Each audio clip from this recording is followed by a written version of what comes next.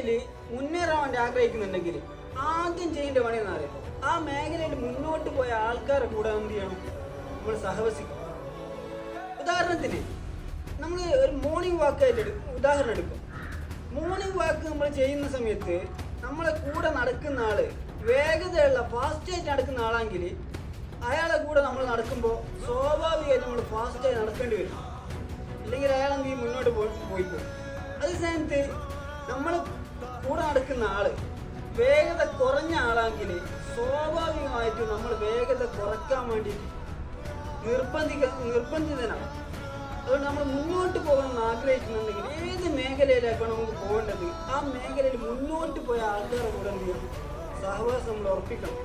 എന്നാലേ ജീവിതത്തിൽ എന്ത് ചെയ്യാനാവും, മുന്നോട്ട് പോകാൻ വേണ്ടി സാധിക്കും. ഒരിക്കലും എന്ത് ചെയ്യരുത്, ബാക്കിലോട്ട് പോകുന്ന ആളുകളുടെ കൂടെ എന്ത് ചെയ്യരുത്, നടക്കരുത്. എന്ന് വെച്ചാൽ ഏതൊരു ലക്ഷ്യത്തിലേക്കാണ് പോകേണ്ടത് ആ മൈൻഡ് സെറ്റുള്ള ആളെ കൂടെ എന്ത് ചെയ്യണം, നമ്മൾ സമയം ചെലവഴിക്കും.